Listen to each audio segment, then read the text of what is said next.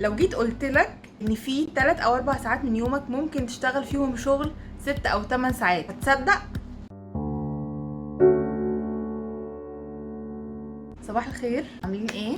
بما ان النهارده طالعين الصبح بقى وشمس وكده وحركات، فجاي اتكلم معاكم النهارده عن روتين الصباح بتاعي. اي حد عايز يوصل لحاجه ويوصل لهدف او بيشتغل على مشروع او عايز ينجز حاجه معينه، المفروض ان هو برضو يعمل كده ويحاول يستفيد بالساعات بتاعه الصبح دي. عايزه اقول لكم على حاجه، يعني انا شخصيا انا حد بيحب النوم جدا جدا جدا جدا. انا واحده بتقدس النوم ده بالنسبه لي حاجه مقدسه. الموضوع كان في منتهى الصعوبه بالنسبه لي، منتهى الصعوبه، بس اللي خلاني اعرف اعدي او اتغلب على النقطه دي هي ان انا عندي في بالي اهداف كتيره جدا وحاجات كتيره جدا عايزه اعملها، وعايزه اعملها كلها، مش عايزه اتخلى عن حاجه فيهم في اقرب وقت وفي اسرع وقت. اليوم ما كانش كفايه، 24 ساعه بالنسبه لي مش كفايه. ليه؟ لان انا كنت بصحى متاخر، فالحل بالنسبه لي الوحيد ان انا كان اصحى بدري.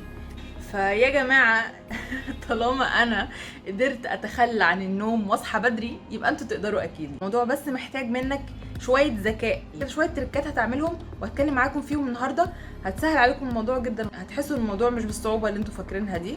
انا روتيني الشخصي مش جايه اقول لك اعمليه بحذافيره، انا بشاركه معاكم، ممكن تستفيدوا بحاجه من الحاجات اللي انا بعملها دي. يعني انتوا مش لازم تمشوا تيبيكال على الخطوات المكتوبه مثلا اللي انا بقولها او المكتوبه في كتاب، او دي الخميسه صباحا والمورنينج ميك اوفر، كل دي كتب بتتكلم عن ازاي تنظم يومك وتصحى بدري. مش لازم تعمل الحاجات دي بحذافيرها. انا لما قريت الكتاب انا خدت اللي يناسبني انا ويناسب اللايف ستايل بتاعي وطبقته، خدت حاجات وسبت حاجات كده لحد ما طلعت باحسن بافضل واريح روتين بالنسبه لي، انا مريحني ومبسوطه عليه، وفي نفس الوقت بعرف انجز من خلاله حاجات كتير. فالنهارده الروتين اللي انا هتكلم معاكم عنه روتين الشخصي بيتكون من 5 حاجات، خلينا نقول شبه اساسيه، لان انا ممكن في بعض الاوقات في بعض الايام استغنى عن حاجه او 2 عادي، مفيش مشكله خالص، لكن بشكل عام يعني معظم الايام انا بمشي وبعمل ال5 حاجات دول. اول حاجه انا بعملها هي ان انا ما بعملش حاجه. ايوه زي ما سمعتوا كده بالظبط، انا اول ما بصحى من النوم ما بعملش اي حاجه. المرحله دي انا اولا ما بتكلمش فيها، يعني مفيش كلام خالص، انا بس بسكت مع نفسي كده، ببتدي استحضر بقى في دماغي الحاجات اللي انا عايزه اعملها اليوم ده، مش بمسك الموبايل، مش برد على رسائل. المرحله دي مهمه قوي قوي، لان انت اي حاجه بتستقبلها في الفتره دي بتدخل على العقل اللاواعي على طول.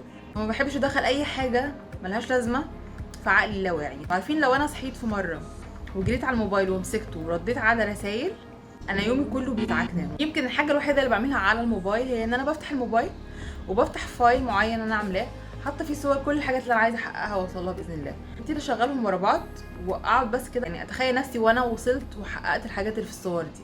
انت في الوقت ده وفي الفتره دي اي حاجه بتقولها بتقراها بتسمعها بتشوفها بتدخل على طول على عقلك الباطن وعقلك اللاواعي. عقلك الباطن بيبتدي يشتغل عليها مع نفسه، زي ما بتكون بتبرمجه او بتعمله غسيل دماغ او بتسيستمه على حاجه معينه، وهو عارف طريقه بيكمل لحد ما بيوصل للهدف ده. دخلتي فتحتي عملتي سكرول للفيس ولا الانستجرام وشفتي بقى بوستات اخبار سيئه ولا حاجات كئيبه، هتقفلك اليوم. فاستغلوا الفتره الصباحيه اللي هي اول ما تصحى اول ما تفتح عينك دي، استغلوها كويس قوي قوي، واعرفوا تدخلوا ايه وما تدخلوش ايه في دماغكم. حاجه تانية بعملها برضو اول ما اصحى في المرحله، اعمل مديتيشن بسيط، بقعد مع نفسي بغمض عيني بتنفس، واي افكار سلبيه بطلعها مع النفس ده، وببتدي اتخيل طبعا الحاجات الايجابيه بعد كده. حاجه كمان في المرحله دي برضو مهمه جدا وكويسه جدا جدا في ان هي ترفع طاقتك، هي ان انت تقعد وتتخيل كل الحاجات الكويسه، كل النعم اللي ربنا انعم عليك بيها، تبتدي تشكر ربنا وتحمد ربنا على ان انت صحيت اصلا من النوم، ان هو ادالك فرصه يوم جديد تصحى فيه تعمل فيه انجازات وتعبده اكتر وتقرب منه اكتر.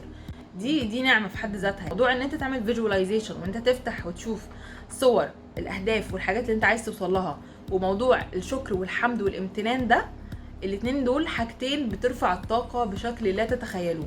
فهتقوم من السرير وانت فعلا عايز تكسر الدنيا كلها. تاني حاجه مهمه جدا في الروتين بتاع الصبح ده هي الرياضه، اي نوع من انواع الرياضه، اي نوع من انواع الرياضه حرفيا. لو بتروح الجيم تروح الجيم، لو بتلعب في البيت العب في البيت، ان شاء الله حتى شويه استرتشات بسيطه كده وانت قاعد في البيت. يعني لو بتحبي ترقصي زومبا ارقصي زومبا، لو بتحبي تلعبي يوجا العبي يوجا. يعني بصوا اي شكل من اشكال الحركه في الفتره دي هيبقى كويس جدا، لان انت الصبح اصلا بتبقى لسه في نشاطك، لسه فريش، فانت عندك اصلا طاقه تعمل الكلام ده. زائد ان انت لما بتعمل بقى، لما بتخلص الموضوع ده بتفرغ طاقه سلبيه وبتحس بذهنك صافي جدا جدا، ودي حاجه تاهلك ان انت تعرف تبدا يومك بذهن صافي ونقي واقل كميه من الطاقه السلبيه الموجوده معاك. فالموضوع يستحق التجربه بصراحه. انا عن نفسي مش بمشي على حاجه معينه، يعني مش بلزم نفسي ان انا كل يوم مثلا اروح الجيم او كل يوم العب مش عارفه يوجا. انا على حسب مودي بصراحه. يوم صحيت حسيت ان انا عندي طاقه وعايزه اعمل تمارين هيفي شويه تقيله، بعمل تمارين، بعمل حاجات مكثفه شويه. يوم صحيت ان انا حسيت ان انا تعبانه او يعني مش في المود قوي، ممكن بس اشغل شويه موسيقى كده وايه شويه حركه بس. فهو على حسب المود. اوكي، انتوا ممكن تعدلوا وتبدلوا باللي يناسبكم، بس تعملوا المينيمم من الحاجه. تالت حاجه بعملها، ودي حته انا بحبها قوي بصراحه، هي ان بعد بقى ما بعمل رياضه والكلام ده، طبعا دش جميل كده لطيف وتروق على حالك. انا مسميها مرحله ان احنا نروق على حالنا. فرق جدا جدا في النفسيه، اللي هو انت او انت بتظبطي نفسك وكانك خارجه. انت في البيت مش لازم تبقي مبهدله، مش لازم تبقي لابسه اي لبس اي كلام، اللي هو يعني اي حاجه والسلام. بالعكس، انت في البيت المفروض تبقي احسن من بره كمان. فظبطي نفسك، سرح شعرك، حطي ميك اب بسيط، البسي لبس كويس. الموضوع بيفرق جدا جدا في النفسيه، وبتحس ان انت بقى خلاص انت كده خلاص انت مستعد بقى تبدا اليوم فعلا بجد. الموضوع بيفرق جدا معايا، واعتقد يعني لو انتوا عملتوه خصوصا البنات يعني هيفرق معاهم. بعد كده مرحله الشغل بقى اللي احنا صاحيين بدري اصلا علشانها. بتشوف البروجكت اللي انت شغال عليه، بتشوف بقى الهدف اللي انت عايزه واللي انت المفروض عامل له خريطه كده، يعني مقسمه على الوقت وعلى الشهور وعلى الايام. فانت هتبقى عارف كل يوم ان انت صاحي الصبح هتعمل الجزء الفلاني ده من المشروع مثلا. فانت بتبقى عارف كده جزء محدد، انت صاحي اليوم ده هتعمل كذا. ففي وقت الشغل بقى، مرحله الشغل دي بتبقى انت خلاص جاهز، يعني مش هتقعد بقى تضيع وقت وتشتت نفسك في ان انت تدور وتشوف هبدا منين. لا، انت مقسم اوريدي دنيتك ومقسم حاجتك، ولو مش عامل كده اعمل كده قبل ما تبدا الروتين الصباحي، علشان تبقى صاحي الصبح وعارف انت هتعمل ايه. دايركت تو ذا اوبجكت كده على طول، مع كوبايه شاي لطيفه كده، لو شاي ماتشا مثلا او مورينجا يا سلام، حاجه كده جامده جدا. زود تركيزك وتزود نشاطك وتصحصحك. طيب فين الفطار؟ عمالين نعمل حاجات عماله تستهلك طاقه مننا وما اكلناش حاجه. ممكن معلومه ناس كتيره ما تعرفهاش، الفطار كل ما اخرته كل ما ده كان احسن لك. لما بتاكل اول ما بتصحى جسمك بيفرز كميه انسولين كبيره جدا، ودي حاجه مش صح. زائد ان انت لو فطرت على حاجه فيها سكريات تيجي في نص النهار طاقتك تنهار. يعني السكريات بتزود الطاقه بسرعه وفي نفس الوقت بتخلص بسرعه، يعني الطاقه ما بتقعدش معاك فتره طويله، وبتحس بعدها بجوع بفتره بسيطه، مش بتكمل معاك. فخلي فطارك صحي، فيه نسبه بروتين كويسه، فيه نسبه دهون صحيه كويسه، ونسبه كربوهيدرات قليله على قد ما تقدر. واخر الفطار بيخلي الجسم يحرق ويشتغل على الدهون الموجوده اصلا فيه. انا شخصيا ممكن ابقى صاحيه مثلا 7 الصبح، بس اول حاجه تنزل معدتي على الظهر، على الساعه 12 الظهر او واحده كمان. في حاجه تانية انا بعملها الصبح اول ما بصحى على الريق، ان انت تشرب او انت تاخد الجرين شيك او الجرين سموذي بتاعك. ان انت تعمل مشروب صحي اسمه المشروب الاخضر او الجرين سموذي او ايا كان. ده بيبقى فيه الياف وفي معادن وفي فيتامينز كتيره جدا، مهم جدا هو يتشرب على الريق. فدي اول حاجه انا بعملها او بشربها الصبح، اللي انت ممكن تبداوا بيها تشربوها الصبح. طبعا تشربوا كميه ميه محترمه مع الجرين شيك ده وبس، وبتكملوا عليه لحد بقى زي ما قلت لكم تخلصوا كل الحاجات دي. بعد كده تبتدوا تاخدوا بقى ايه الفطار بتاعكم الصحي. مش لازم كل يوم تعمل نفس الحاجه، عادي ممكن مثلا يوم مش قادر تروح الجيم، يوم كده في النص مش قادر تروح الجيم، مش قادر، او مثلا عندك المشروع اللي انت شغال عليه فيه شغل كتير جدا متراكم مثلا عليك، او عايز تخلصه النهارده لازم يخلص النهارده، فعادي ممكن تستغنى عن حاجه عشان حاجه تانية. يعني مش لازم كل يوم يبقى هو نفس الحاجه بالظبط. واعمل انت النظام والروتين اللي يناسبك. تمام. حاجه كمان عايزه اتكلم فيها، لازم تبقى محدد من اليوم اللي قبله انت عايز تعمل ايه. يعني لازم تبقى عارف انت هتصحى من النوم تعمل ايه. لو انت صاحي من النوم مش عارف عايز تعمل ايه، هتكمل نوم، هتدوس على سنوز وهتنام. فلازم تبقى عارف كويس قوي، ولازم تبقى عندك كده حماس كده ومحمس نفسك من اليوم اللي قبله ان انت عايز تصحى في اسرع وقت عشان تعمل الحاجه اللي انت بتحبها دي. فلازم تحط الصبح حاجات بتحبها، ولازم من بالليل تبقى مسيستم دماغك ان انت الصبح هتصحى تعمل كذا كذا كذا كذا. لو تقدر تكتبهم في تو دو ليست مثلا، او تكتبهم في ورقه تحطها جنبك على الكومود او نوت على الموبايل. المهم ان انت تبقى صاحي بادئ يومك عارف يومك هيمشي ازاي.